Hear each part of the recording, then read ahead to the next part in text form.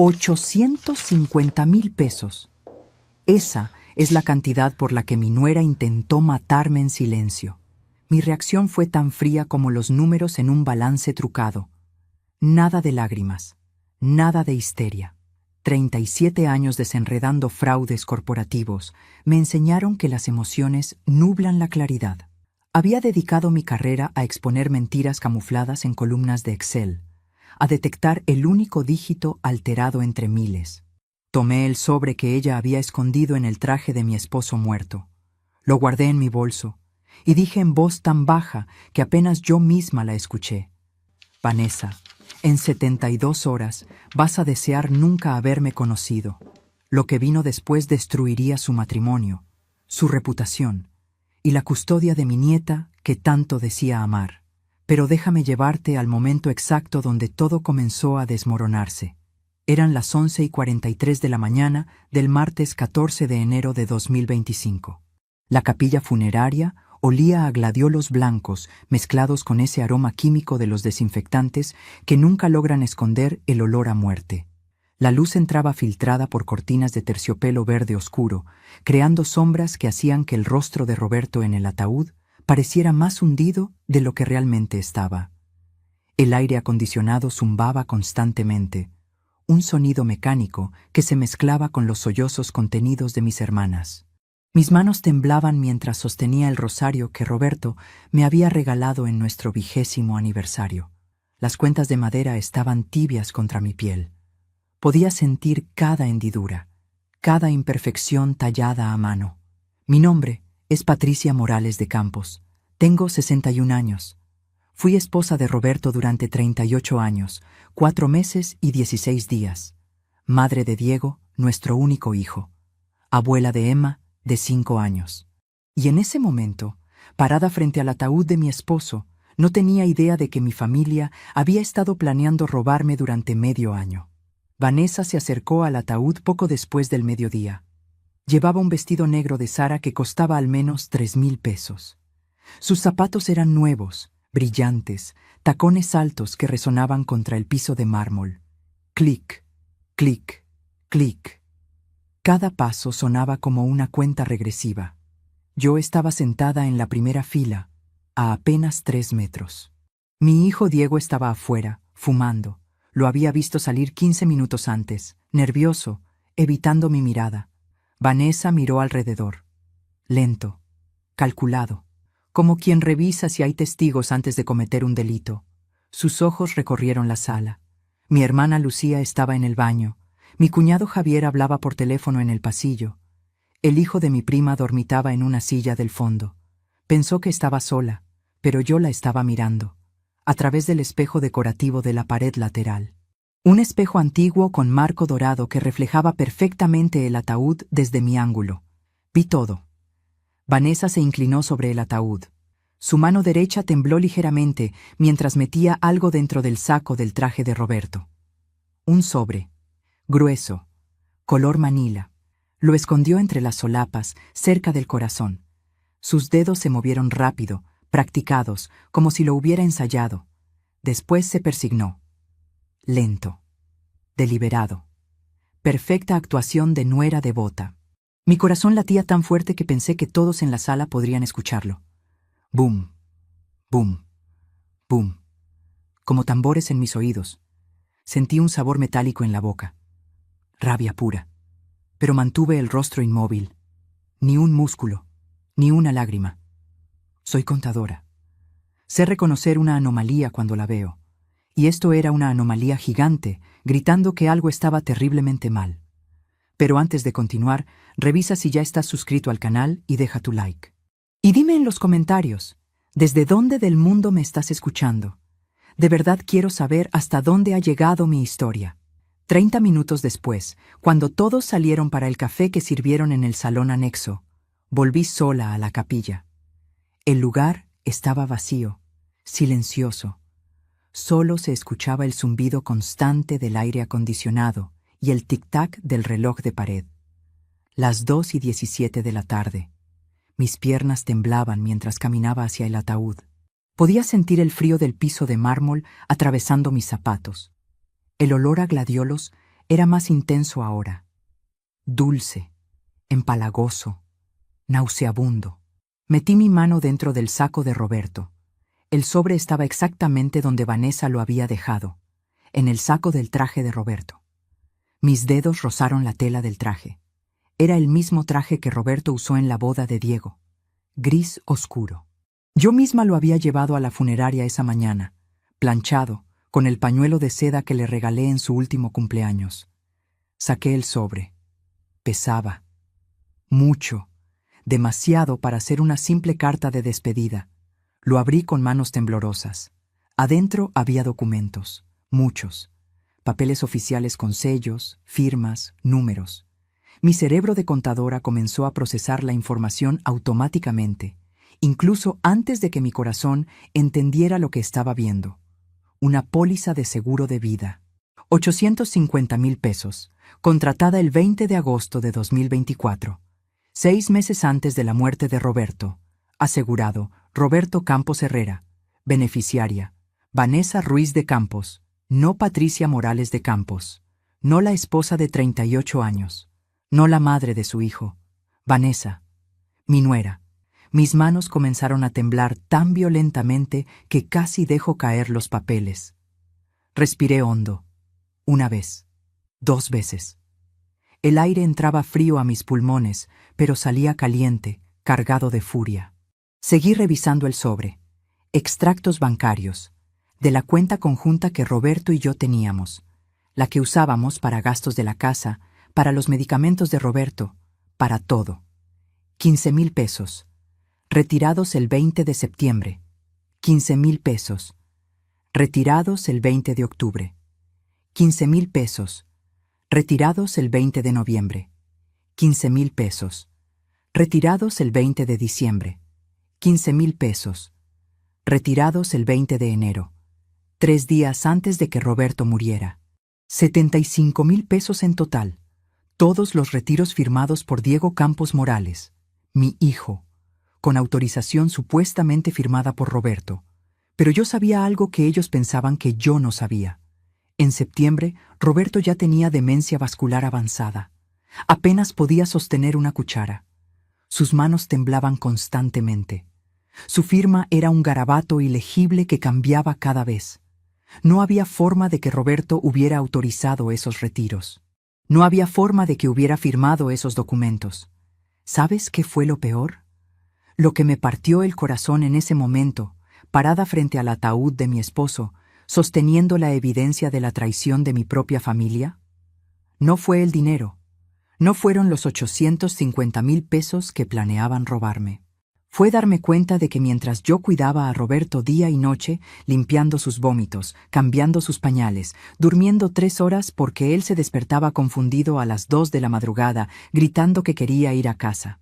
Mientras yo hacía todo eso, mi hijo y mi nuera estaban en la cocina de mi casa, calculando cuánto dinero ganarían cuando Roberto finalmente muriera. Guardé los documentos en mi bolso, despacio, metódico, como si estuviera archivando evidencia en un caso corporativo, porque eso era exactamente lo que estaba haciendo. Volví al salón anexo a las 2:34 de la tarde. Todos seguían tomando café. Vanessa reía, con mi hermana Lucía, contando alguna anécdota sobre Emma. Su risa sonaba cristalina, inocente, perfecta. Nadie notó que había estado ausente. Nadie notó que acababa de descubrir el fraude más grande de mi vida. Me serví una taza de café. El líquido estaba tibio, amargo. Lo tomé lentamente, observando a Vanessa por encima del borde de la taza. Ella me miró una vez. Sonrió. Esa sonrisa cálida de nuera perfecta que había perfeccionado durante 7 años de matrimonio con mi hijo. Yo le devolví la sonrisa. Pero algo en mis ojos debió cambiar, porque su sonrisa vaciló. Solo un segundo. Casi imperceptible. Entonces supe algo importante. Ella no sabía que yo había encontrado el sobre, y esa sería mi ventaja. Necesito que entiendas algo sobre mí, sobre quién era yo antes de convertirme solo en la esposa de Roberto o la madre de Diego, antes de que mi vida se redujera a cuidar a un hombre que ya no recordaba mi nombre. Me gradué de contadora en 1986, primera de mi generación. En una época donde las mujeres contadoras éramos tan raras que los profesores ni siquiera sabían cómo dirigirse a nosotras en clase. Trabajé en auditoría forense durante 22 años, especializada en fraudes internos. Empleados robando a sus propias empresas, socios desviando fondos, familias destruyendo negocios desde adentro. Detecté un fraude de 3 millones de pesos en 1992. El contador de una empresa textil había estado creando empleados fantasma durante 4 años. Encontré la anomalía en una tarde. Un solo número fuera de lugar en una nómina de 200 empleados. Ese fue mi trabajo durante 22 años. Encontrar la mentira escondida entre miles de verdades. ¿Y sabes qué aprendí en todos esos años? Que los fraudes más crueles nunca vienen de extraños. Vienen de la gente en quien confías. Del empleado que trabaja contigo hace 15 años. Del socio que conoces desde la universidad. Del familiar que se sienta en tu mesa cada domingo. Porque para robar de verdad, necesitas acceso, necesitas confianza, necesitas que la víctima baje la guardia completamente. Y yo había bajado la guardia con mi propia familia. Renuncié a mi trabajo en 2008. Roberto insistió.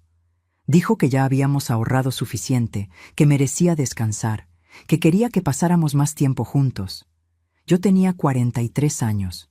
Todavía tenía tanto que aportar, pero lo amaba. Así que renuncié. Dejé mi carrera, dejé mi independencia, dejé la única cosa en el mundo en la que yo era excepcional, por él. Y ahora él estaba muerto, y descubría que alguien había usado mi confianza, mi amor, mi dedicación, para robarme el futuro que habíamos construido juntos.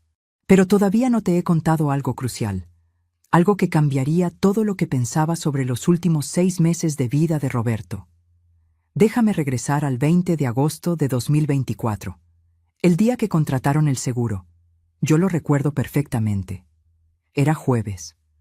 Roberto tuvo una crisis ese día, una fuerte. Se despertó a las 6 de la mañana gritando que había hombres en el cuarto que querían lastimarlo. Tardé 2 horas en calmarlo. Le di su medicación. Lo bañé. Lo vestí. A las 11 de la mañana finalmente se durmió, exhausto. Yo también estaba exhausta. No había dormido bien en semanas, así que me recosté en el sofá de la sala, solo por un momento. Diego llegó cerca del mediodía. Lo escuché entrar con su llave. Abrí los ojos, medio dormida. Mamá, necesito llevar a papá al médico. Una revisión de rutina. Tú descansa, yo me encargo. Me pareció extraño. Roberto tenía cita con el neurólogo el martes siguiente. Ya estaba agendada. ¿Por qué una revisión de rutina un jueves sin avisar? Pero estaba tan cansada, tan terriblemente cansada. Y Diego era mi hijo. En él confiaba, en él creía. Gracias, mijo. Llévalo. Ten cuidado. Se llevó a Roberto. Volvieron 3 horas después. Roberto estaba confundido, agitado. Diego dijo que el médico había cambiado uno de los medicamentos, que era normal que estuviera así. Yo no pregunté más. No pregunté qué médico. No pregunté a dónde fueron. No pregunté por qué no me invitaron. ¿Y sabes a dónde lo llevaron realmente ese día? A firmar la póliza de seguro, con Vanessa como beneficiaria. 850,000 pesos. Un hombre que esa mañana había gritado viendo alucinaciones. Un hombre que no podía recordar qué día era. Un hombre que me preguntaba 3 veces por hora si ya había comido. Ese hombre supuestamente firmó documentos legales esa tarde. Lo que yo no sabía entonces era que Vanessa trabajaba como asistente administrativa en esa misma aseguradora. Llevaba ahí 4 años. Conocía los procedimientos. Conocía las lagunas legales. Sabía exactamente cómo hacer que un hombre con demencia avanzada pareciera competente durante 20 minutos. El tiempo justo para firmar papeles. Lo planearon todo, cada detalle, cada paso, y me usaron mi cansancio, usaron mi confianza, usaron el hecho de que yo estaba tan absorta cuidando a Roberto que no podía ver nada más allá de sus necesidades inmediatas. Mientras yo limpiaba, mientras yo cocinaba, mientras yo sostenía su mano en las noches cuando tenía miedo. Ellos planeaban, calculaban, esperaban. Esa noche en el velorio, cerca de las 8, algo más pasó. Algo que no entendí hasta días después, pero que ahora, mirando hacia atrás, cobra un sentido escalofriante. Diego se acercó a mí. Puso su mano en mi hombro. Su tono era suave, casi tierno. Mamá, sé que esto es difícil, pero quiero que sepas que Vanessa y yo vamos a cuidarte. No estás sola. Cuentas con nosotros para todo. Sus palabras sonaban hermosas, consoladoras. El hijo perfecto, reconfortando a su madre viuda. Pero sus ojos miraban hacia el ataúd mientras hablaba, hacia donde Vanessa había escondido ese sobre. Y vi algo en su mirada que me heló la sangre. Satisfacción. Como quien espera un paquete y finalmente llega. No lo supe en ese momento. Mi cerebro no quiso procesar lo que mis ojos estaban viendo. Pero ahora, con el sobre en mi bolso, con los documentos que probaban el fraude, ahora entendía. Ese abrazo no era consuelo. Era celebración contenida. Le devolví el abrazo. Le di las gracias. Actué como la madre agradecida que él esperaba que fuera. Pero en mi mente, mi cerebro de auditora forense ya estaba trabajando, conectando puntos, encontrando patrones, construyendo el caso, porque había algo más en ese sobre. Algo que todavía no te he mencionado. Una hoja adicional, escondida al final de los documentos. Casi la paso por alto. Era un recibo, de la funeraria, pagado por adelantado, 4 meses antes, el 20 de octubre de 2024. Diego había pagado el funeral de su padre 4 meses antes de que muriera. ¿Qué clase de hijo hace eso? ¿Qué clase de hijo paga un funeral mientras su padre todavía respira? La respuesta es simple. El tipo de hijo que ya sabe cuánto tiempo le queda a su padre y lo planea todo.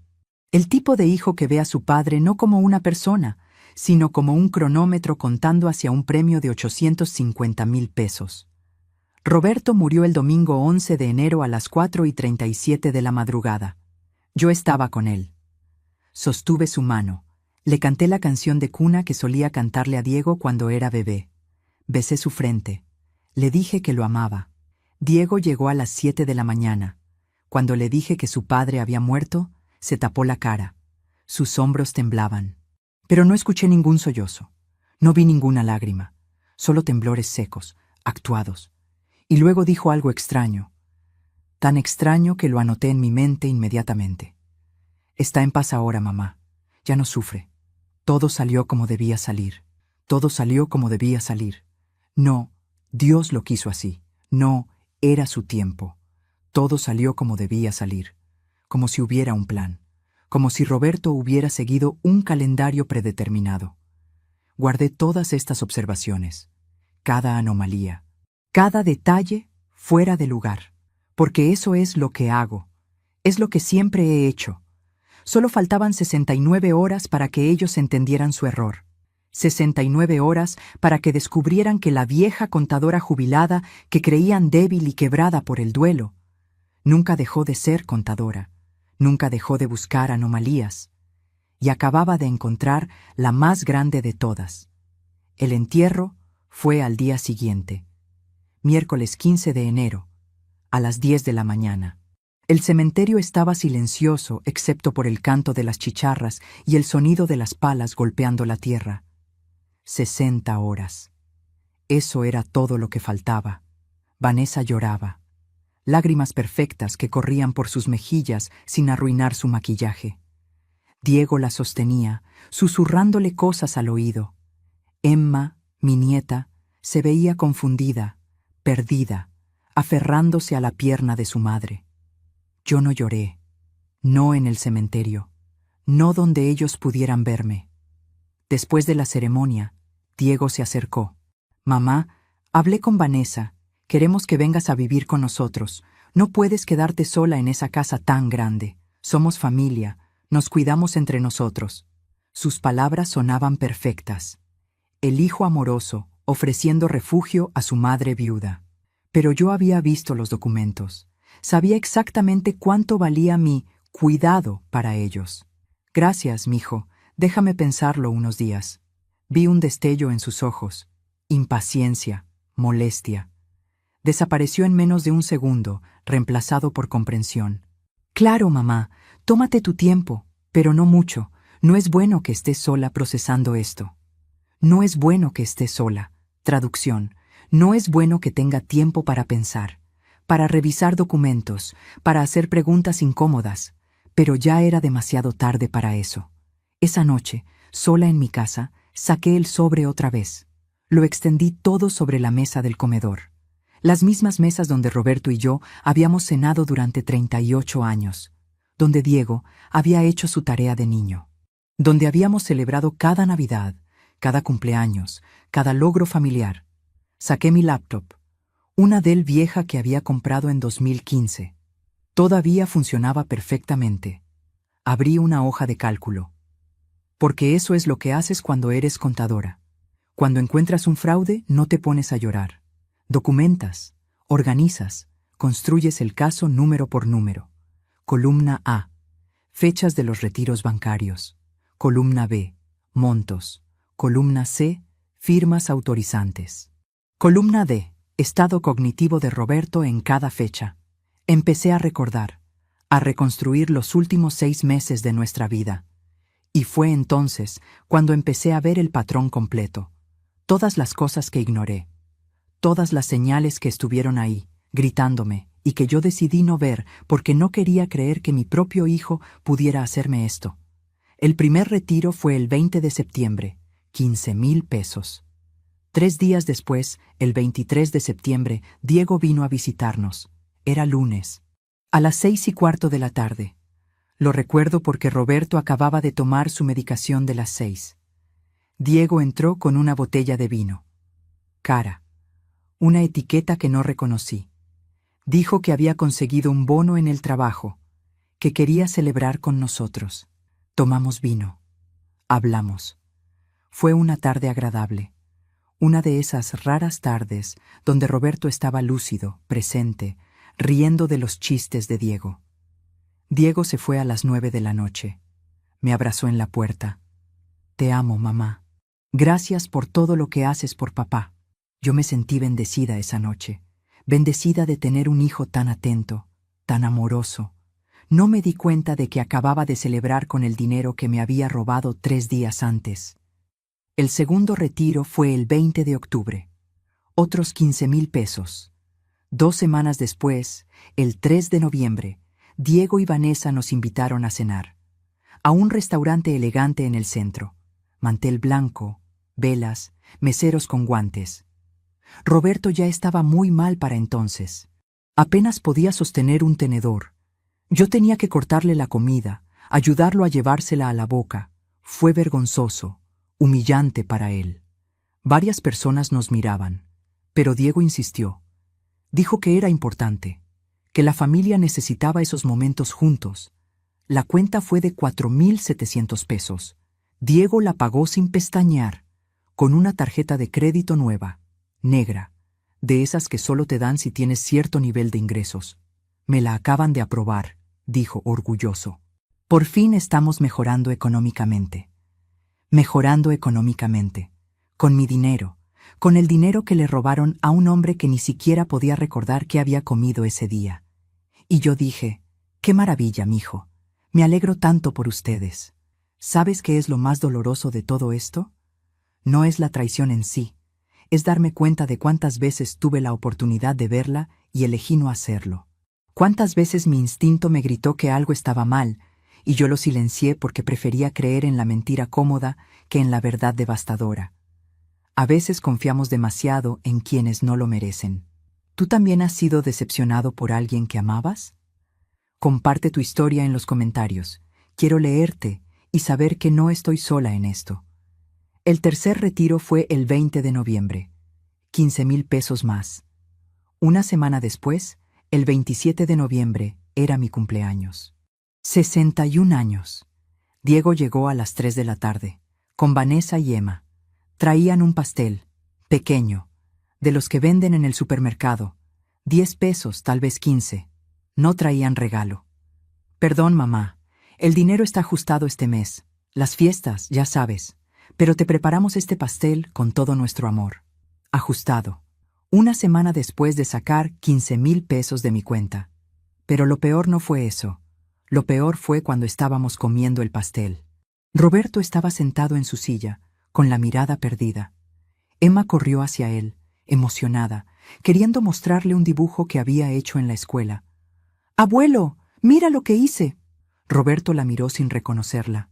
Sus ojos vacíos, confundidos. Emma se quedó inmóvil. Su sonrisa desapareció. Empezó a llorar. Y Vanessa, en lugar de consolar a Emma, en lugar de explicarle que el abuelo estaba enfermo, tomó a Emma del brazo. Fuerte, demasiado fuerte. Vi cómo sus dedos se hundían en la piel de la niña. No molestes al abuelo. ¿No ves que está descansando? Su voz era fría, cortante, como si Roberto fuera un mueble incómodo que había que tolerar. Emma sollozó. Vanessa la sentó en una silla del rincón, lejos de Roberto, como si la enfermedad fuera contagiosa. Diego no dijo nada, solo siguió comiendo su pastel, y yo tampoco dije nada, porque estaba cansada, porque no quería crear conflicto, porque pensé que tal vez Vanessa también estaba estresada, que todos estábamos pasando por un momento difícil. Pero ahora, mirando hacia atrás, veo la verdad. Vanessa no veía a Roberto como una persona, lo veía como un obstáculo, como algo que tenía que desaparecer para que ella pudiera cobrar esos 850,000 pesos. Y el reloj seguía corriendo, en su mente, en la mente de Diego. Cada día que Roberto seguía vivo era un día menos de espera. Cada crisis médica era una esperanza. Cada vez que yo decía, no sé cuánto tiempo más pueda seguir así, ellos intercambiaban miradas. Breves, cargadas de significado. Solo faltaban 54 horas. 54 horas para que ellos entendieran que subestimaron a la vieja contadora jubilada. Pero todavía no he llegado a la parte que lo cambió todo. Al momento que transformó mi dolor en determinación. A la llamada que recibí el jueves 16 de enero, a las 9:22 de la mañana, del agente funerario. Su voz sonaba nerviosa por teléfono, incómoda. Señora Campos, disculpe que la moleste en este momento tan difícil, pero hay algo que necesito contarle, algo que vi y que no me deja dormir tranquilo. Mi corazón se aceleró. Dígame. Es sobre su nuera, Vanessa. Después del velorio, cuando todos se fueron, ella regresó, sola. Me pidió que abriera el ataúd. Dijo que había olvidado poner algo importante. Yo lo hice. No debí, pero insistió tanto. Y luego hizo una pausa, larga, pesada. Y luego me ofreció dinero, 5,000 pesos, para que no le mencionara a nadie lo del ataúd, para que no le dijera a usted específicamente. Estaba muy nerviosa, señora, muy insistente, y yo acepté el dinero porque, bueno, porque lo necesitaba, pero no he podido dormir desde entonces. Algo en todo esto no está bien, y usted tiene derecho a saberlo. El mundo dejó de moverse. Vanessa había vuelto, había abierto el ataúd, después de que yo ya había tomado el sobre. Ella sabía que alguien lo había encontrado, y sabía que esa alguien era yo. Gracias por decirme, susurré. Hizo lo correcto. Colgué el teléfono. Mis manos temblaban violentamente. No era solo que hubieran planeado robarme, era que lo hicieron usando a su propio padre. No era solo que hubieran usado la enfermedad de Roberto. No era solo que hubieran falsificado firmas y desviado dinero. Ahora sabían que yo sabía. Y gente que planea algo así, gente que espera pacientemente la muerte de alguien para beneficiarse. ¿Qué harían si descubren que su plan está en peligro? ¿Hasta dónde estarían dispuestos a llegar? 30 minutos después de esa llamada, mi teléfono sonó otra vez. Diego. Mamá, ¿cómo estás? Vanessa y yo estábamos pensando en pasar esta tarde, llevar comida. No queremos que estés cocinando en estos momentos. Su voz sonaba casual, demasiado casual. Estoy bien, hijo. No necesitas venir. Insisto, mamá. Además, necesitamos hablar de algunas cosas. Papeles de papá, cosas legales. Es mejor resolverlo pronto. Papeles de papá, cosas legales. Querían saber qué documentos tenía yo, qué había encontrado, querían evaluar el daño. Está bien, vengan a las 4. Colgué. 48 horas. Eso era todo lo que faltaba ahora.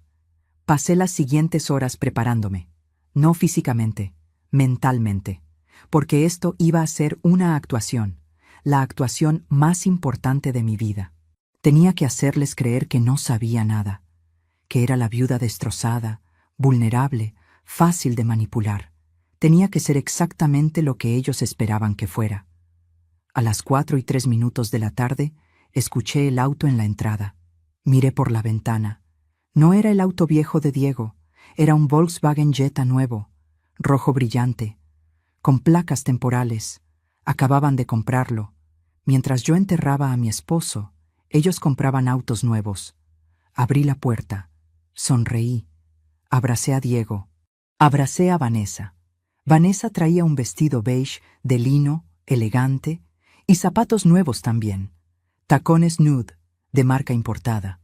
Los reconocí porque habían estado en el escaparate de una tienda cara del centro. 4,500 pesos. Yo vestía una blusa que tenía desde hace 12 años. Mis zapatos tenían las suelas gastadas. El contraste era brutal. Entraron. Diego llevaba una bolsa de comida china, del restaurante caro de la avenida principal. No del económico donde solíamos pedir. Del caro, 50 pesos por plato. Pensamos que te merecías algo especial, mamá. Algo especial. Con mi propio dinero. Nos sentamos a comer. Yo apenas probé la comida. Tenía un nudo en el estómago. Pero seguí sonriendo. Seguí actuando. Diego empezó suave. Mamá, sé que es difícil hablar de esto ahora, pero hay cosas que tenemos que resolver. La casa, las cuentas de papá, el testamento. Tu padre no dejó testamento, dije. Mi voz sonaba cansada, quebrada, perfecta.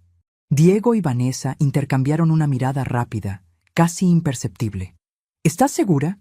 ¿Nunca mencionó nada sobre algún seguro? ¿Alguna inversión que no conozcas? Ahí estaba. La pregunta real. El verdadero motivo de la visita. Querían saber si yo sabía del seguro. Los miré directamente a los ojos. Mi cara era una máscara de confusión inocente. ¿Seguro? No que yo sepa. Solo teníamos la cuenta del banco y los ahorros, pero eso ya lo sabes. Siempre hemos sido transparentes contigo. Vi cómo los hombros de Vanessa se relajaban. Mínimamente. Creían que estaba en la oscuridad. Diego sonrió, cálido, reconfortante. Está bien, mamá. Solo queríamos asegurarnos. Sabes que estamos aquí para ayudarte con todo, con lo que necesites. Entonces Vanessa habló. Su voz era dulce como la miel, pero había algo detrás. Algo afilado. Patricia, Diego y yo hemos estado hablando. Pensamos que deberías mudarte con nosotros. Esta casa es demasiado grande para ti sola. Los gastos de mantenimiento, la luz, el agua, todo. Podrías venderla, usar ese dinero para estar cómoda, y nosotros te cuidaríamos. Serías parte de nuestro hogar. Vender la casa. La casa que Roberto y yo compramos en 1993. La casa donde criamos a Diego. La casa donde cada pared tenía una memoria. Donde cada rincón guardaba 32 años de nuestra vida juntos. Querían que la vendiera. Y el dinero, por supuesto, lo administrarían ellos. Para mi comodidad. Es una idea, dije despacio. Déjenme pensarlo. La máscara de Diego se resquebrajó un segundo. Mamá, no hay mucho que pensar. Mira este lugar. ¿De verdad puedes mantenerlo sola? Sé realista. Sé realista. Traducción. Sé obediente. Haz lo que te decimos. No cuestiones. Pero antes de que pudiera responder, Vanessa añadió algo más. Además, no queremos que estés sola procesando la muerte de Roberto. No es sano. Necesitas estar rodeada de familia. De gente que te quiere. Gente que me quiere. Gente que llevaba 6 meses robándome mientras yo limpiaba los vómitos de mi esposo moribundo. Respiré hondo. Mantuve la compostura. Lo pensaré. De verdad. Solo necesito tiempo. Diego se levantó bruscamente. Su silla raspó contra el piso con un sonido áspero que me hizo estremecer. Tiempo. Siempre necesitas tiempo, mamá. Pero el tiempo no va a resolver tus problemas. Esta casa se está cayendo a pedazos. Tus ahorros no van a durar para siempre. Y nosotros no podemos seguir viniendo a ayudarte con todo si tú no pones de tu parte. Seguir viniendo a ayudarme. No habían venido a ayudarme. Habían venido 2 veces durante los 6 meses que Roberto estuvo peor. 2 veces. Y ambas se quedaron menos de 1 hora. Yo estuve sola. Cada noche, cada crisis, cada momento de terror cuando Roberto dejaba de respirar por unos segundos y yo pensaba que se había ido. Sola. Pero seguí callada. Vanessa puso su mano en el brazo de Diego. Suave. Controladora. Cariño, cálmate. Tu mamá está pasando por mucho. Démosle el tiempo que necesita. Luego me miró, y en sus ojos vi algo que me heló la sangre. Ella sabía. No sabía exactamente qué sabía yo, pero sabía que algo había cambiado. Algo en mi mirada, en mi tono, en la forma en que la observaba.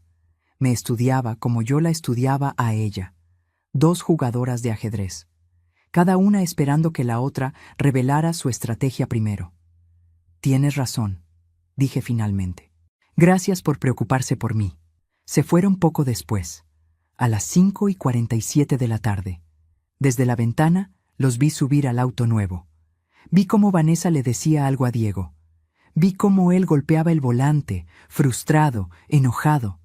El plan no estaba saliendo como esperaban, y la presión estaba creciendo. Esa noche, a las 11:12, recibí un mensaje de texto de Diego. Mamá, de verdad piénsalo bien. La oferta de vivir con nosotros es lo mejor para ti.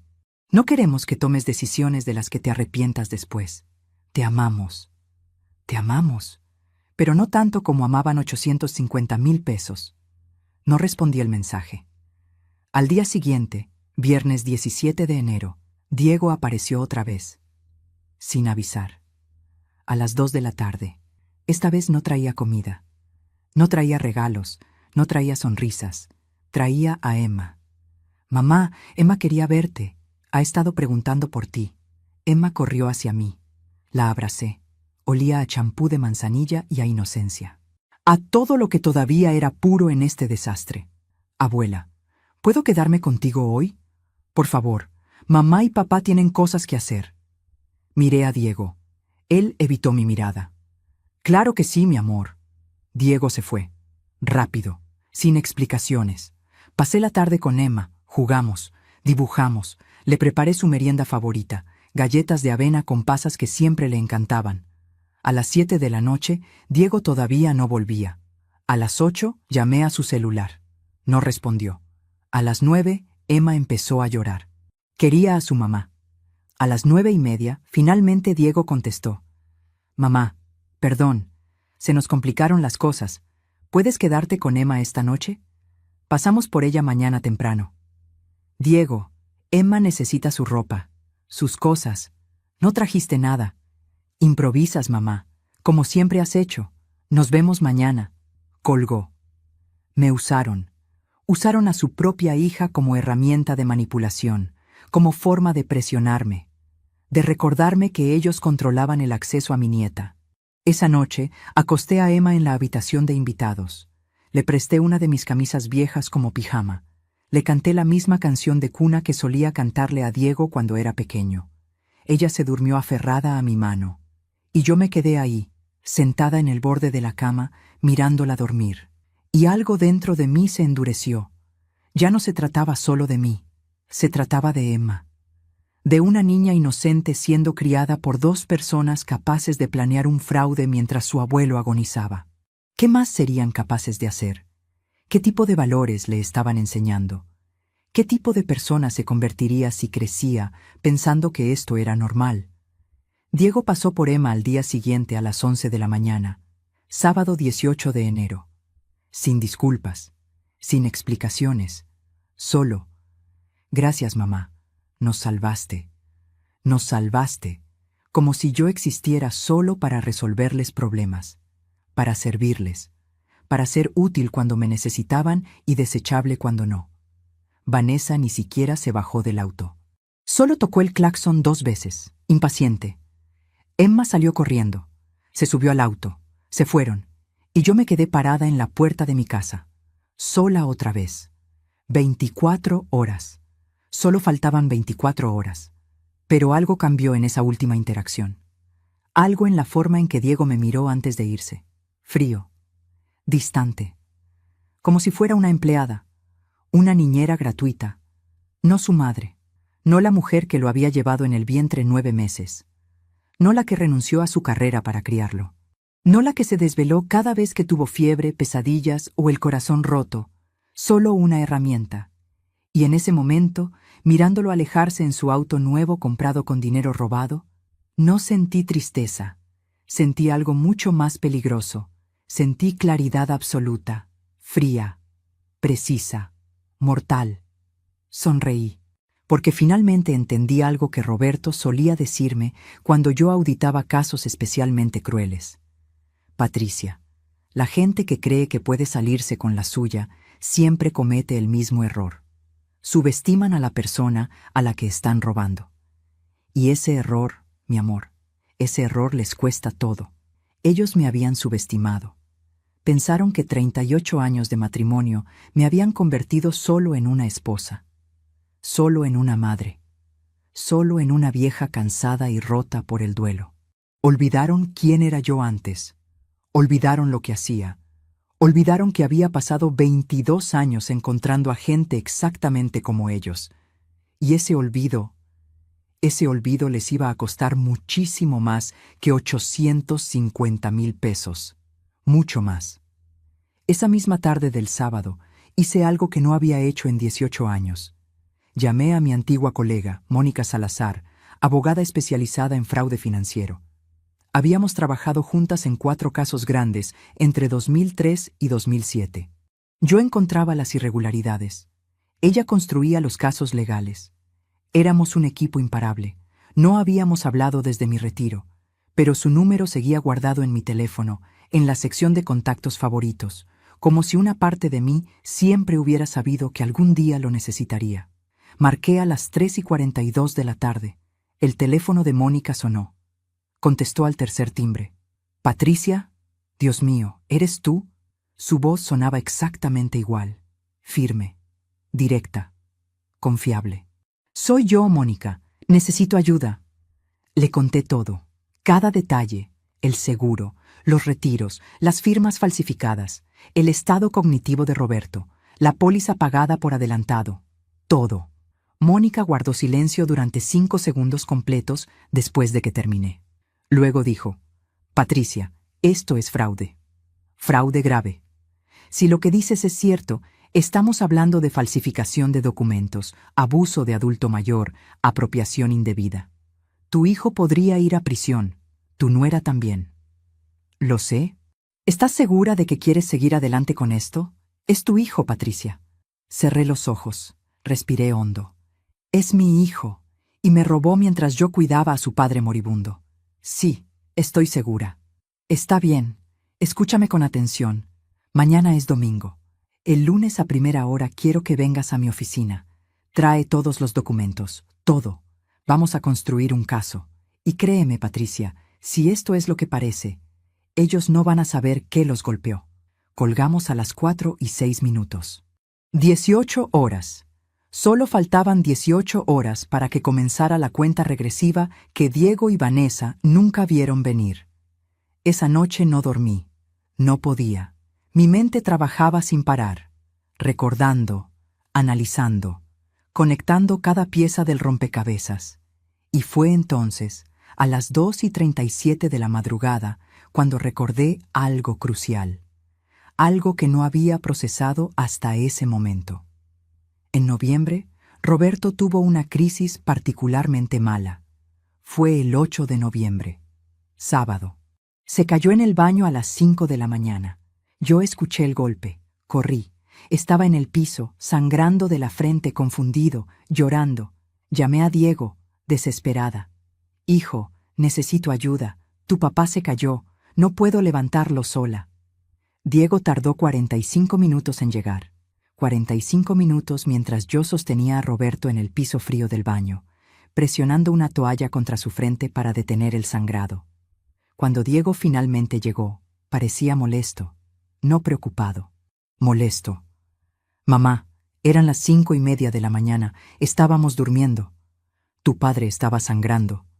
Pero no era una emergencia de vida o muerte, ¿verdad? Pudiste esperar hasta más tarde. Me quedé muda. Roberto estaba ahí, en el piso, sangrando, llorando. Y Diego estaba molesto porque lo desperté. Pero aquí está la parte que acabo de recordar. Cuando Diego llegó, Vanessa venía con él. Y ella no entró a ayudar. Se quedó en el auto, esperando. La vi por la ventana del baño. Estaba revisando su teléfono, tranquila, desinteresada, como si estuviera esperando en el estacionamiento de un supermercado, no afuera de la casa donde su suegro acababa de caerse y lastimarse. Diego me ayudó a levantar a Roberto. Lo llevamos a la cama, le limpié la herida. Necesitaba puntos, pero Roberto odiaba los hospitales. Tenía pánico desde su diagnóstico, así que improvisé con tiras adhesivas y vendas. Diego se fue a los 20 minutos. Avísame si pasa algo grave, mamá. Algo grave. Como si esto no lo fuera. Y ahora, 3 meses después, finalmente entendía. No vinieron a ayudar, vinieron a evaluar. A ver si esta era la ocasión. Si Roberto finalmente se iba a morir y ellos podrían cobrar el seguro. Pero Roberto sobrevivió. Se recuperó de la caída. Y apuesto lo que sea a que esa noche, de regreso a casa, Diego y Vanessa tuvieron una conversación. Una conversación sobre cuánto tiempo más tendrían que esperar, sobre cuánto más tendrían que fingir preocupación, sobre cuándo finalmente llegaría su premio de 850,000 pesos. Me levanté de la cama, fui a la computadora, abrí una hoja de cálculo y empecé a escribir. Todo, cada visita, cada comentario extraño, cada momento en que debieron mostrar amor y mostraron indiferencia, cada señal que ignoré. Escribí durante 4 horas. Cuando terminé, el sol comenzaba a salir. Las 6:43 de la mañana. Domingo 19 de enero. Tenía 17 páginas. 17 páginas de evidencia cronológica. Fechas, horas, conversaciones textuales, testigos que estuvieron presentes. Porque eso es lo que haces cuando construyes un caso. No te basas solo en documentos financieros. Te basas en el patrón de comportamiento, en la historia completa. Mientras te cuento todo esto, me pregunto desde dónde podrías estar escuchándome. Escribe el nombre de tu ciudad en los comentarios. Me encantaría saber hasta dónde están llegando mis palabras. El domingo pasó lento, dolorosamente lento. Diego no llamó. Vanessa no escribió, ni siquiera un mensaje preguntando cómo estaba. El silencio era ensordecedor. Pasé el día organizando documentos, imprimiendo extractos bancarios adicionales que encontré en los archivos en línea del banco, buscando en los cajones de Roberto cualquier papel que pudiera ser relevante. Y encontré algo, en el cajón de su mesita de noche, debajo de recibos viejos y fotos antiguas. Una libreta pequeña, de esas que regalan en las farmacias, con el logo de un laboratorio de medicamentos en la portada. La abrí. Era la letra de Roberto, temblorosa, irregular, pero era su letra. Había escrito entradas, como un diario. Las últimas eran de agosto, antes de que su mente se deteriorara completamente. 18 de agosto. Diego vino hoy. Dijo que necesitaba que firmara unos papeles, del banco. No entendí bien. Patricia no estaba. Me sentí confundido. Firmé. Espero haber hecho bien. 21 de agosto. Vanessa me trajo papeles otra vez. Dijo que era para ayudar a Patricia, que era una sorpresa, que no le dijera. Mis manos temblaban tanto que apenas pude escribir mi nombre. ¿Hice mal? 22 de agosto. Me siento culpable. Creo que firmé algo que no debía. Pero no recuerdo qué era. Patricia me preguntó si estaba bien. Le dije que sí. Mentí. No quiero preocuparla. Está tan cansada de cuidarme. Las lágrimas cayeron sobre la libreta antes de que pudiera detenerlas. Mancharon la tinta. Las palabras de Roberto, sus últimos pensamientos coherentes. Él lo sabía. En algún nivel sabía que algo estaba mal, que lo estaban usando. Pero estaba tan confundido, tan perdido en su propia mente, que no pudo hacer nada al respecto. Y no me lo dijo porque no quería preocuparme. Incluso mientras lo traicionaban, incluso mientras su mente se desmoronaba, su único pensamiento era protegerme. Me derrumbé, ahí, sola en la habitación que compartimos durante 38 años, con la libreta de Roberto en mis manos. Finalmente me permití llorar. No había llorado en el funeral, no había llorado en el entierro, no había llorado cuando encontré los documentos. Pero esto me destrozó. Sollocé, fuerte, violento. Mi cuerpo entero temblaba, el tipo de llanto que sale desde el fondo del alma, desde ese lugar donde guardas el dolor que es demasiado grande para procesarlo. Lloré por Roberto, por el hombre brillante que había sido y en quien se convirtió, por la indignidad que sufrió sin entenderla completamente, por la traición de su propio hijo. Lloré por mí, por todos los años que dediqué a una familia que resultó ser una mentira, por la ingenuidad de creer que el amor era suficiente, por el tiempo perdido que nunca recuperaría. Lloré hasta que no me quedaron más lágrimas, y entonces, a las 4:18 de la tarde, me levanté. Me lavé la cara, me peiné el cabello, me miré en el espejo. Mis ojos estaban rojos, hinchados, pero había algo más en ellos ahora. Determinación, fría, absoluta, inquebrantable. Tomé la libreta, la puse con los demás documentos. Era la pieza final, la evidencia de que Roberto no estaba en condiciones de firmar nada. Sus propias palabras lo probaban. 8 horas. Solo faltaban 8 horas para mi cita con Mónica. Esa noche, a las 9:46, recibí un mensaje de Diego. Mamá, ¿ya pensaste en lo de mudarte con nosotros? Necesitamos una respuesta pronto. Hay gente interesada en comprar tu casa. Podríamos conseguirte buen precio. Gente interesada. Ya habían empezado. Ya estaban moviendo piezas para desmantelar mi vida, para tomar el control de todo. Respondí. Hablamos mañana, hijo. Estoy cansada. Ok, pero no tardes mucho en decidir. Las oportunidades no esperan. Las oportunidades no esperan. Tenía razón, pero no de la forma que él pensaba. A las 11 de la noche, preparé mi bolso. Metí todos los documentos, la libreta de Roberto, los extractos bancarios, la póliza de seguro, mis 17 páginas de cronología, todo. Revisé 2 veces que tuviera todo. 3 veces. 4. No podía permitirme un error. A las 11:37 me acosté. Puse la alarma para las 6 de la mañana. Cerré los ojos. Y por primera vez en semanas dormí profundamente. Porque sabía que mañana, lunes 20 de enero, a las 9 de la mañana, cuando entrara a la oficina de Mónica con ese bolso lleno de evidencia, la vida de Diego y Vanessa cambiaría para siempre. Y ellos no tenían ni idea. Ninguna. Lunes 20 de enero, las 6:02 de la mañana. La alarma sonó. No la necesité. Llevaba despierta desde las 5:40. Me duché, me vestí. Elegí cuidadosamente mi ropa. Un traje sastre gris que no usaba desde mi último día de trabajo en 2008. Todavía me quedaba. Tal vez un poco más suelto que antes, pero me quedaba. Me miré en el espejo. Ya no era la viuda destrozada. Ya no era la madre ingenua. Era Patricia Morales, contadora forense, auditora especializada en fraudes. Y estaba de vuelta. Salí de casa a las 7:43. El bolso con los documentos pesaba en mi hombro. No por el peso físico, por lo que representaba, por lo que estaba a punto de desencadenar. La oficina de Mónica quedaba a 40 minutos en transporte público. Tomé el autobús de las 8.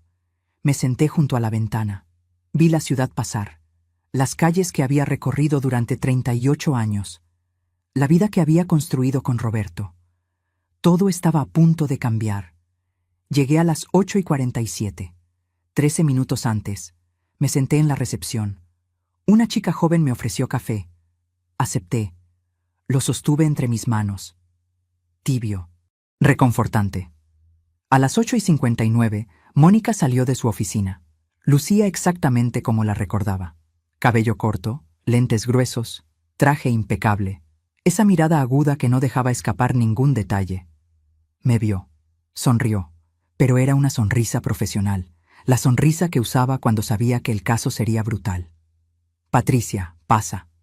Entramos a su oficina. Cerró la puerta. Se sentó frente a mí. Sacó una libreta, un bolígrafo. Muéstrame todo. Abrí mi bolso. Y durante las siguientes 2 horas extendí mi vida sobre su escritorio. La póliza de seguro, los extractos bancarios, la libreta de Roberto. Mis 17 páginas de cronología, fechas, horas, testigos, todo. Mónica lo revisó en silencio, metódicamente. Tomaba notas. Marcaba páginas con post-its de colores. Amarillo para fechas importantes, rosa para inconsistencias legales, azul para testigos potenciales. Cuando terminó, eran las 11:07 de la mañana. Se quitó los lentes. Se frotó los ojos. Patricia, esto es devastador. Y sólido, muy sólido. La libreta de Roberto es oro puro, sus propias palabras documentando su estado mental. Las fechas coinciden perfectamente con los retiros, las firmas en los documentos bancarios. Voy a necesitar que un perito grafólogo las examine, pero incluso a simple vista se ve que no son consistentes. ¿Tengo un caso? Tienes más que un caso. Tienes una bomba, fraude, falsificación, abuso de adulto mayor, explotación financiera. Si esto va a juicio, Patricia, tu hijo podría enfrentar entre 5 y 10 años de prisión. Tu nuera también. El aire salió de mis pulmones. 10 años. Mi hijo. En prisión. Por 10 años. Mónica me miró. Sus ojos eran compasivos pero firmes. ¿Estás segura de que quieres hacer esto? Pensé en Roberto. En sus últimos meses. En su confusión. En su miedo. En cómo Diego y Vanessa lo usaron mientras su mente se desmoronaba. Pensé en Emma, en la niña inocente siendo criada por 2 personas capaces de esto. Pensé en mí, en 38 años de matrimonio, en 22 años de carrera sacrificados, en una vida entera dedicada a una familia que me vio como un recurso explotable. Sí, estoy segura. Mónica asintió, tomó su teléfono, marcó un número. Fiscal Ramírez, habla Mónica Salazar. Tengo un caso que necesita ver. No, ahora. Es urgente. Fraude de alto monto con víctima fallecida y evidencia de abuso de adulto mayor. Sí. En 30 minutos. Colgó. Me miró. Vamos a presentar cargos penales. Hoy, ahora. El fiscal Ramírez es el mejor en estos casos. Si él ve lo que yo veo, Diego y Vanessa tendrán una orden de investigación antes del final del día. Mi teléfono vibró. Diego. Mamá, ¿dónde estás? Pasamos por tu casa y no estabas. ¿Estás bien? Mi corazón se aceleró. Pasaron por mi casa. Sin avisar. ¿Qué estaban buscando? No respondí. 5 minutos después, otro mensaje. Mamá, contéstame. Nos estás preocupando. ¿Dónde estás? Mónica leyó mi expresión. ¿Qué pasa? Le mostré los mensajes. Saben que algo cambió. Saben que no estás comportándote como esperaban. Patricia, esto va a acelerarse. Necesitamos moverte rápido. ¿Hay alguna posibilidad de que tengan acceso a tu casa? ¿Llaves? Mi sangre se heló. Diego tenía llave, la llave que le di años atrás para emergencias. Sí, tiene llave. ¿Los documentos originales están en tu casa? No. Los tengo aquí. Todo está aquí. Bien. No vuelvas a casa sola. Cuando terminemos con el fiscal, te vas a ir a un hotel o a casa de algún familiar de confianza. No pueden saber dónde estás hasta que esto esté oficializado. Otro mensaje de Diego. Mamá, si no contestas en 10 minutos, vamos a llamar a la policía. Estamos muy preocupados. Vamos a llamar a la policía. La ironía era brutal. Respondí. Estoy con el doctor. Todo bien, hablamos luego. Era mentira, pero necesitaba tiempo. A las 11:42 llegamos a la oficina del fiscal Ramírez. Era un hombre de unos 50 años, cabello gris, expresión seria, ojos que habían visto demasiadas tragedias humanas. Mónica presentó el caso, mostró los documentos, explicó las inconsistencias, señaló las fechas cruciales El fiscal Ramírez escuchó en silencio. Cuando Mónica terminó, él me miró directamente. Señora Campos, entiende que esto va a destruir a su familia, ¿verdad? Su hijo irá a prisión. Su nuera también. Su nieta crecerá sabiendo que sus padres están en prisión por robar a su abuela. Esto no se puede deshacer. Lo entiendo. ¿Y aún así quiere proceder? Pensé en la libreta de Roberto, en sus palabras temblorosas. ¿Hice mal? No quiero preocuparla. Está tan cansada. Sí, quiero proceder. El fiscal asintió. Tomó los documentos. Dame 48 horas. Voy a verificar las firmas. Voy a contactar a la aseguradora. Voy a revisar los registros médicos de su esposo. Si todo checa como parece, voy a emitir una orden de investigación el miércoles por la mañana. Para el viernes tendremos suficiente para cargos formales. 48 horas. 2 días. En 2 días, Diego y Vanessa recibirían la visita de la policía. Salimos de la oficina a la 1:14 de la tarde. Mónica me llevó a un café cercano. Ordenó para ambas, sándwiches que ninguna de las dos tocó. Patricia, necesitas quedarte en algún lugar seguro. ¿Tienes dónde ir? Mi hermana Lucía. Puedo quedarme con ella. Bien, llámala. Ahora. No le digas los detalles, solo que necesitas estar con alguien unos días. Llamé a Lucía. Aceptó sin preguntas. A las 2:20 de la tarde, Mónica me llevó a casa de Lucía. En el camino, mi teléfono no dejó de vibrar. Diego. Vanessa. Diego otra vez. 4 llamadas. 8 mensajes. No respondí ninguno. Cuando llegamos a casa de Lucía, finalmente abrí los mensajes. El último decía: Mamá, si no me contestas ahora mismo, voy a asumir que algo malo pasó y voy a hacer lo necesario para encontrarte. Lo necesario para encontrarte. No sonaba a preocupación, sonaba a amenaza. Lucía abrió la puerta. Me abrazó. Me hizo pasar. Patricia, ¿qué está pasando? Necesito quedarme contigo unos días. Te explicaré todo, pero ahora solo necesito descansar. Esa noche, a las 9:53, Lucía tocó la puerta de la habitación de invitados donde yo estaba. Patricia, Diego está aquí, abajo. Dice que necesita verte, que es urgente. Mi corazón dejó de latir por un segundo. Encontró dónde estaba. Dile que suba. Escuché sus pasos en las escaleras, pesados, rápidos, enojados. Entró sin tocar. Cerró la puerta detrás de él, y vi algo en sus ojos que nunca había visto antes. Rabia, pura, sin filtros. ¿Dónde estuviste hoy? Con el doctor. Ya te dije. Mentira, llamé a tu doctor. No tuviste cita. ¿Dónde estuviste? Me quedé callada. Diego dio un paso hacia mí.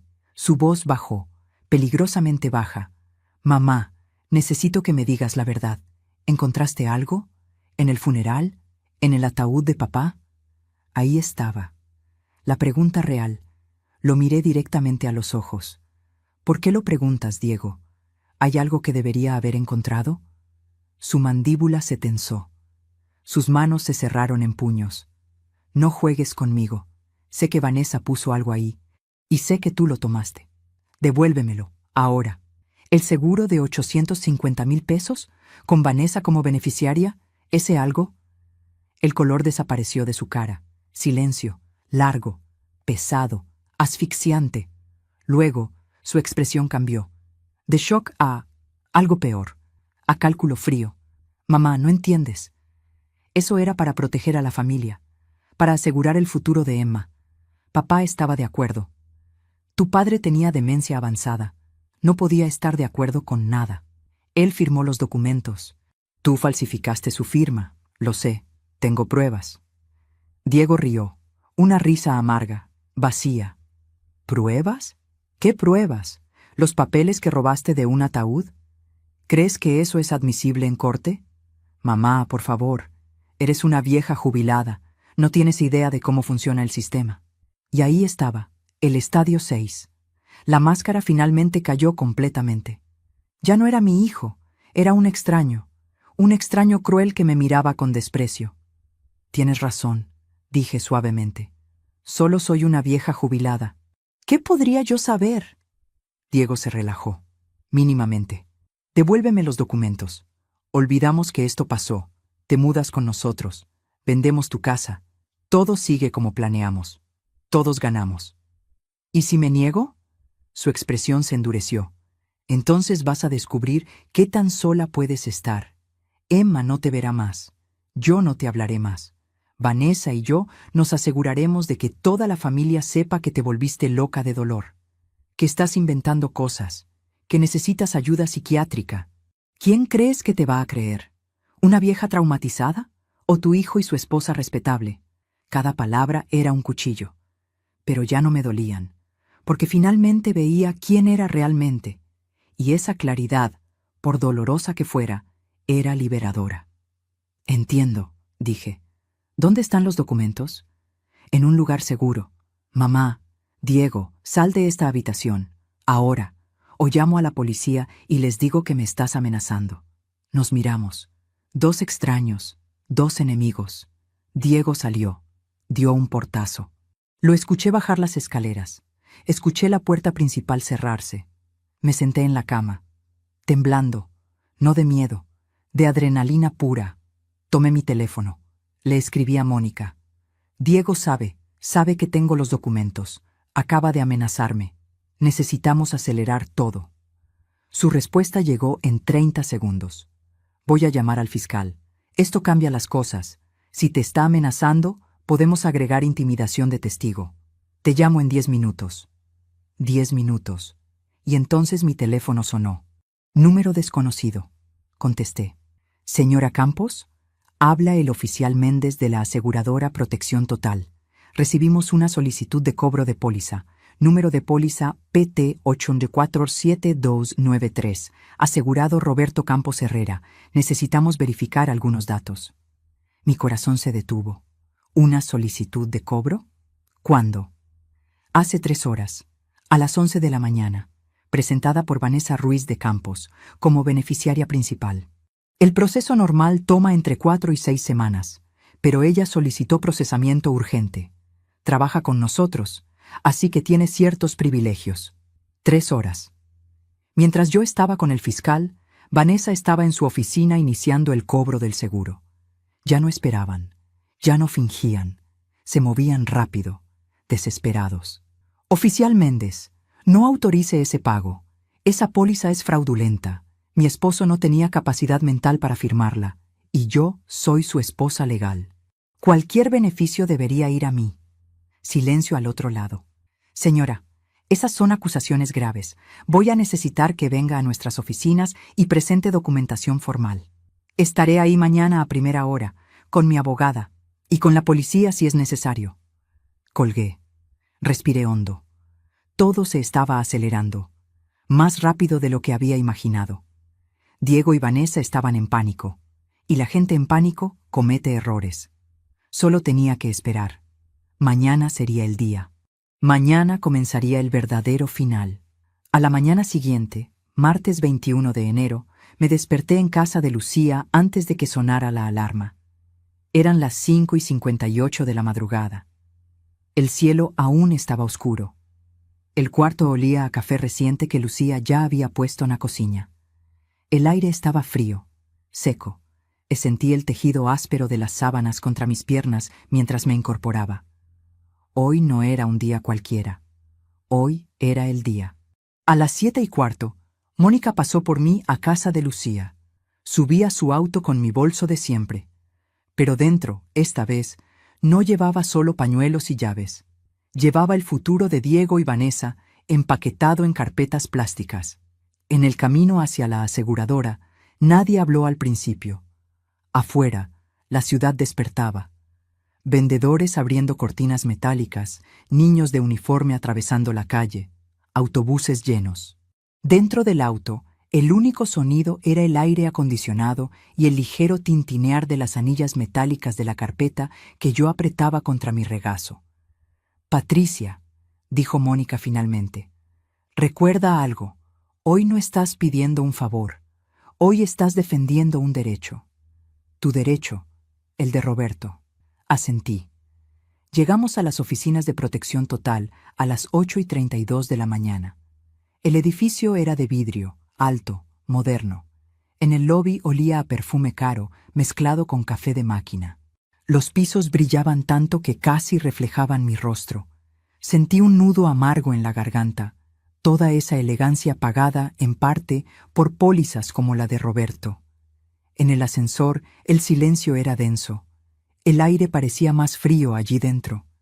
Podía oír claramente el zumbido suave del motor subiendo, como un conteo regresivo. Piso 9. La puerta se abrió. La recepcionista nos dirigió a una sala de reuniones pequeña, con paredes de vidrio y una mesa blanca. Luz fluorescente. Sillas de cuero sintético que crujían cuando nos sentamos. 5 minutos después entró el oficial Méndez.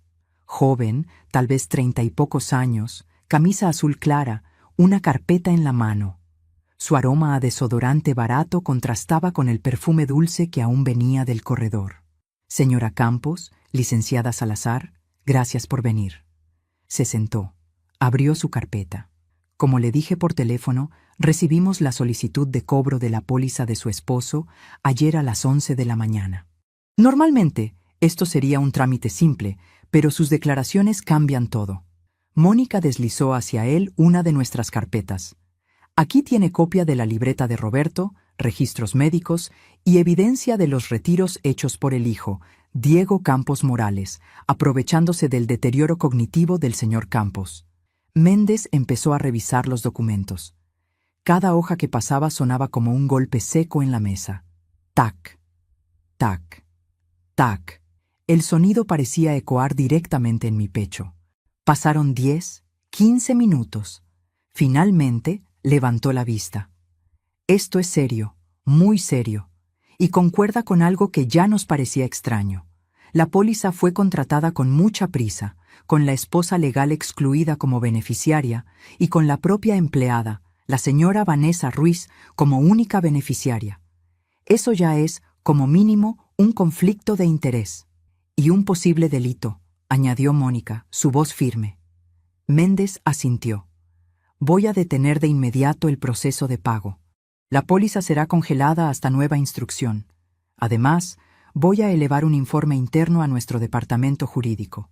Ellos colaborarán con la fiscalía. Sentí un ligero sabor dulce de alivio en la boca, mezclado con el sabor metálico de la rabia que aún no se iba. Quiero que quede constancia, dije, de que mi esposo no tenía capacidad mental para entender lo que firmaba, y que Vanessa y Diego aprovecharon eso. Y que mientras yo lo bañaba y le daba de comer, ellos usaban mi ausencia para sentarlo delante de papeles que no comprendía. Quedará constancia, dijo Méndez, más serio ahora. Y si se confirma lo que aquí parece, su nuera va a perder mucho más que su puesto. Mientras hablábamos, escuché pasos acelerados en el pasillo. Tacones, rápidos, determinados. Ese sonido se me clavó en la espina antes mismo de ver quién era. La puerta se abrió de golpe. Era Vanessa. Vestido ajustado color vino, blazer claro, maquillaje impecable a las 9 de la mañana. Sus ojos iban encendidos, como quien viene pronta para una lucha. El perfume fuerte, floral, invadió la sala de una vez. ¿Qué está pasando aquí?, dijo sin saludar. Me dijeron que la señora Campos estaba en una reunión con usted, Méndez. ¿Por qué no se me informó? Nuestros ojos se cruzaron, y por un segundo todo se detuvo. Podía oír mi propio corazón. Podía sentir el leve temblor en las puntas de mis dedos, el roce del tejido áspero de la silla en las palmas de mis manos. Podía oler su perfume mezclado con el café frío que aún estaba sobre la mesa.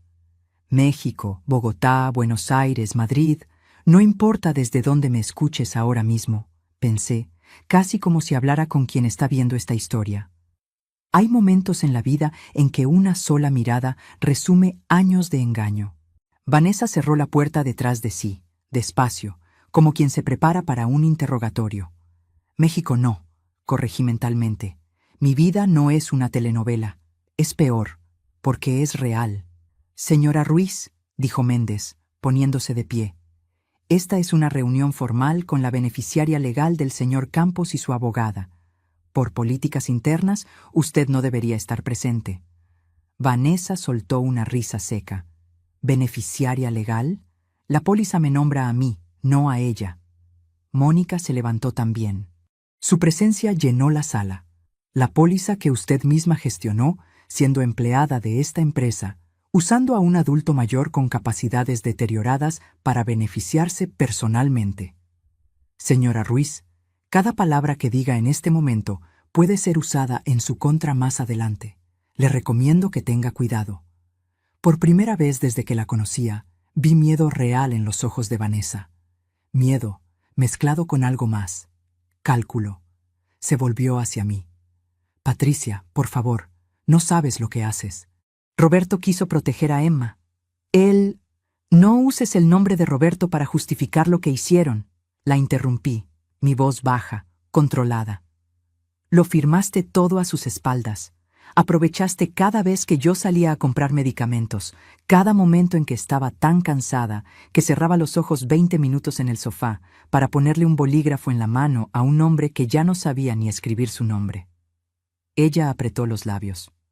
No vamos a seguir esta discusión aquí, cortó Méndez. Señora Ruiz, por protocolo, quedará suspendida de cualquier gestión relacionada con esta póliza hasta nueva orden. Tendrá que rendir declaración al departamento jurídico y probablemente a la fiscalía. El rostro de Vanessa cambió de color. Pasó de un rosa sano a un blanco pálido, casi ceniza. ¿Fiscalía?, repitió. Sí, intervino Mónica. La Fiscalía de Delitos Financieros y Abuso de Mayores. La misma que ya tiene una carpeta abierta con su nombre y el de su esposo. El silencio que siguió fue casi físico. Podía ser tocado. Vanessa me miró como si fuera la primera vez que realmente me estuviera viendo. ¿Qué hiciste, Patricia? No grité. No lloré. No me levanté de la silla para señalarla con el dedo como en las novelas. Solo la miré, lo que debería haber hecho hace mucho tiempo. Dejar de ser la madre ciega que todo lo perdona y volver a ser la mujer que sabe leer números y almas. Ella dio un paso hacia mí, pero Méndez se interpuso. Señora Ruiz, tendrá que retirarse ahora. Esta reunión ha terminado para usted. La vi salir. Los tacones ya no sonaban confiados. Sonaban quebrados. Cada paso era un golpe seco, descompasado. Por un segundo sentí algo parecido a compasión. Solo por un segundo. Porque recordé a Roberto en el piso del baño. Recordé a Emma llorando porque su abuelo no la reconocía. Recordé a Vanessa tomando el brazo de la niña con fuerza, para alejarla de un viejo confundido que le estorbaba la vista. La compasión se fue. Méndez cerró la carpeta. Señora Campos, licenciada Salazar, yo me encargo internamente. A partir de aquí, todo quedará registrado. Recomiendo que estén atentas a las notificaciones de la Fiscalía en los próximos días. Salimos de la aseguradora a las 10:58. El sol estaba fuerte. La luz golpeaba el asfalto y me obligaba a entrecerrar los ojos. El ruido de la calle, los carros, los autobuses, un vendedor gritando «tamales calientes», me parecía distante, como si yo estuviera detrás de un vidrio. El celular vibró. Era Diego. Llamada de voz. No atendí. Segundo intento. Tercero. Después, mensajes. «¿Qué estás haciendo, mamá?» Vanessa me llamó llorando desde el trabajo. «¿Qué hiciste?» «Si estás metiendo a extraños en asuntos de familia, te juro que te vas a arrepentir». «Contesta». Leí cada mensaje. Sentí una especie de vacío en el estómago, no de miedo, sino de confirmación. Confirmación de que el hombre que escribía eso no era el hijo que yo había criado. Era alguien más. Alguien que el dinero había deformado. Mónica miró la pantalla por encima de mi hombro. «Perfecto», dijo. «Intimidación por escrito, más material para el fiscal». Regresamos al auto. «¿Ahora qué?», pregunté. «Ahora esperas», respondió Mónica. «Esperas, pero no pasiva. Hoy por la tarde, el fiscal recibirá el informe de la aseguradora. Mañana o pasado, seguramente querrá tomar tu declaración formal.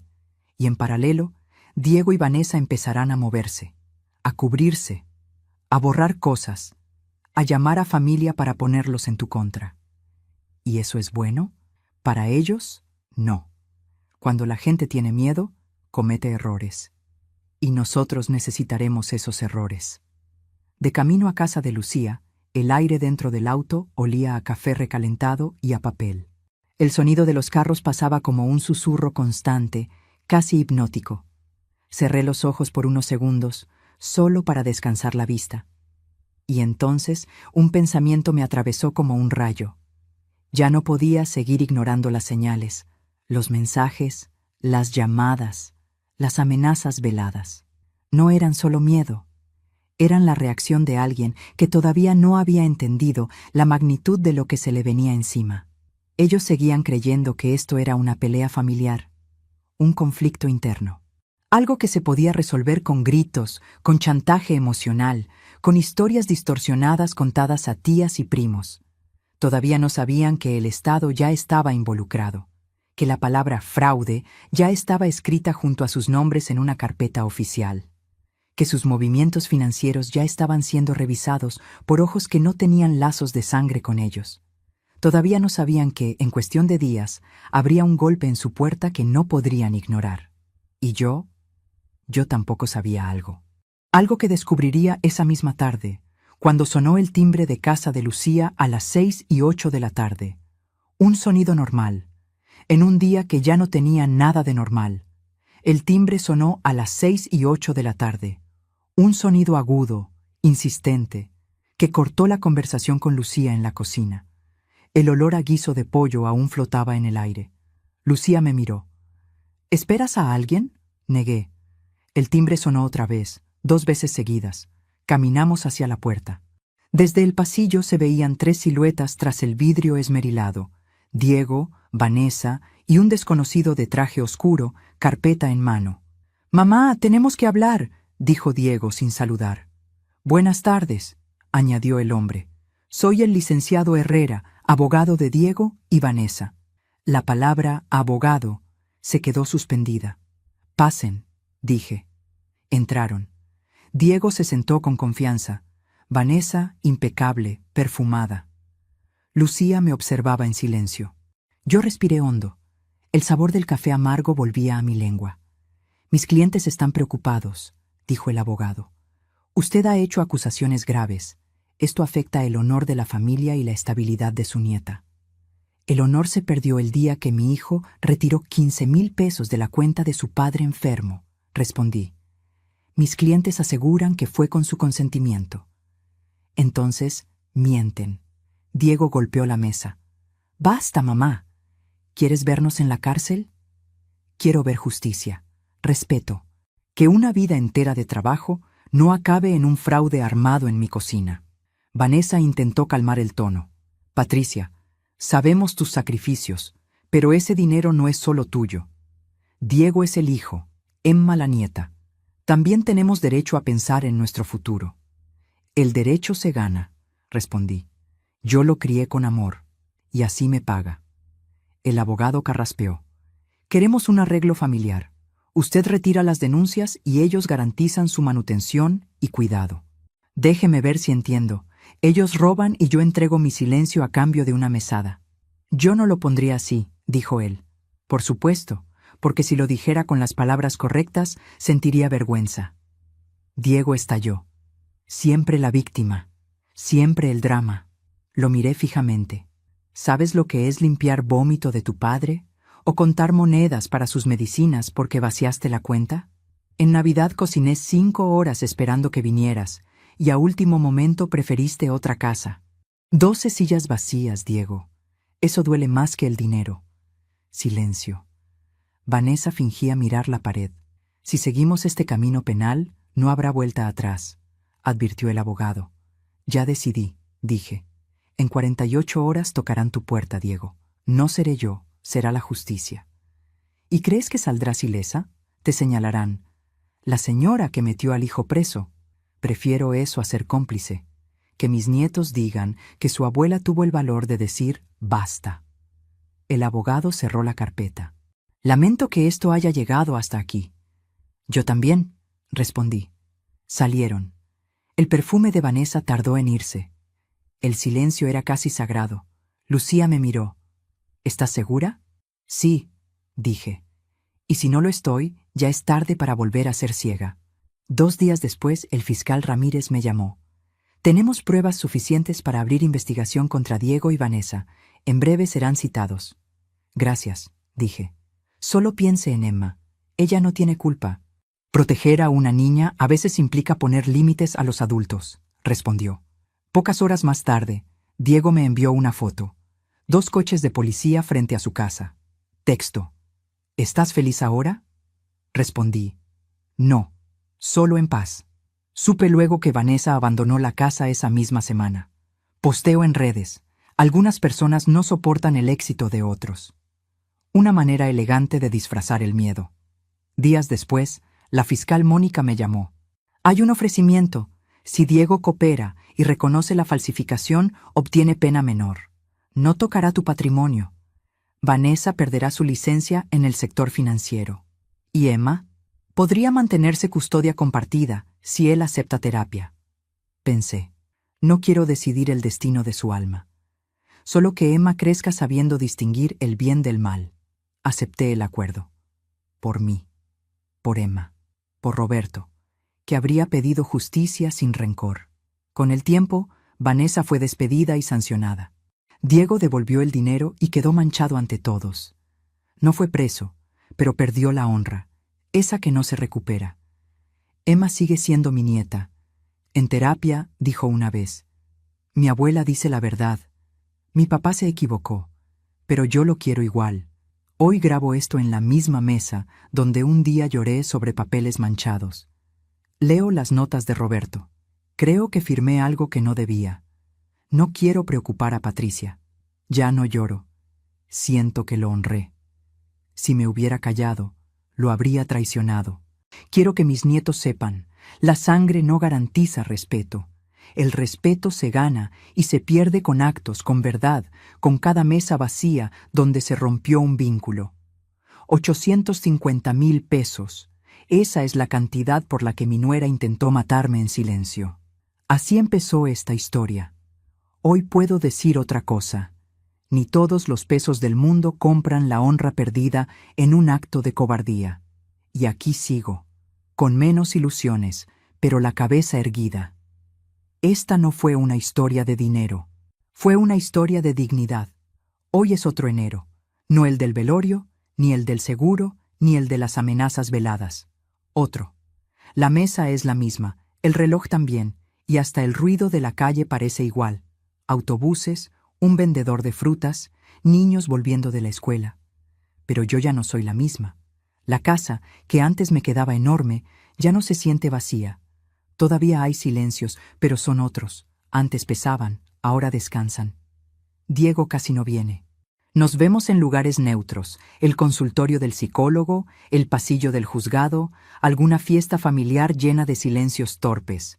Su voz suena más baja, su mirada menos soberbia. No sé si es arrepentimiento o solo la certeza de haber perdido el terreno firme que creía tener. No lo abrazo como antes, tampoco lo odio. Aprendí algo que tal vez tú ya sabes. Hay dolores que no se curan con abrazos, sino con límites. Emma, en cambio, sigue corriendo a través de esta puerta. Me abraza, habla de la escuela, me enseña dibujos. A veces repite frases de casa. Mi mamá dice que eres muy valiente. Oh, mi papá se queda callado cuando hablan de ti. Creo que te extraña. No controlo lo que Diego cuenta sobre mí. Controlo lo que Emma ve. Una mujer que no habla mal de su padre. Una mujer que responde cuando ella pregunta, ¿por qué peleaste con mi papá? Porque los adultos también se equivocan, y cuando lo hacemos, debemos aceptar las consecuencias, aunque duelan. Nada de sermones, nada de veneno. La vida se encargará de mostrar quién fue quién. La iglesia, durante un tiempo la evité. No por Dios, sino por las miradas. Escuché susurros. Es la señora que denunció al hijo. Pobre, sola. Hasta que un domingo regresé. Entré a las 9:03. Olor a incienso, banco conocido. Algunos me observaron, otros bajaron la vista. El padre habló de saqueo, de reparar el daño, de que perdón no es impunidad. Salí con una paz extraña. la que nace de entender que la fe también es dignidad. Mi casa sigue sencilla. No compré lujos con el dinero recuperado, pagué deudas, arreglé el techo, compré una cama nueva. En la cocina, una mesa remendada, la olla de mi madre, un pequeño radio con música vieja cuentan mi historia mejor que yo. Y sin embargo, aunque todo parece igual, algo esencial cambió. Ya no estoy disponible para ser usada. No soy la madre que dice sí por miedo a perder amor, ni la esposa que se borra cuidando a otro, ni la contadora que esconde su talento. Volví a hacer pequeños trabajos de consultoría. Gente del barrio me trae carpetas llenas de dudas, herencias, fraudes familiares. Escucho, reviso, explico. A muchos les da miedo hablar, con excusas parecidas. Es que es mi hermano, es mi hijo. Me da vergüenza admitir que me están engañando. Les digo sin dureza, la vergüenza no está en denunciar el abuso, sino en acostumbrarse a él. Y esa es la lección que quiero dejarte. Le di 40 años a mi familia. Les di mañanas frías, noches en vela, mis ahorros, mi carrera. Les di todo. Y un día, ellos valoraron más un número en una póliza que mi entrega entera. Pero aunque ellos no supieron valorar, yo no me quedé sin valor. Mi dignidad no estaba en sus manos, estaba en las mías. 850,000 pesos. Esa es la cantidad por la que mi nuera intentó matarme en silencio. Hoy esa frase ya no duele. Me recuerda que el mal a veces se disfraza de familia. Y también me recuerda esto. Ninguna cifra compra la mirada de una madre que dejó de respetar a un hijo. La sangre no garantiza respeto. No obliga a soportar abusos. No justifica impunidad. El respeto se gana, cada día, con actos y presencia. Si alguien te hizo creer que poner límites es falta de amor, recuerda a esta mujer de 61 años que volvió a ser contadora para defender su historia. Y si llegaste hasta aquí, gracias. Escuchar también es un acto de cuidado. 850,000 pesos. Ni todo el dinero del mundo vale tanto como la dignidad de una mujer que, por fin, decidió no callar.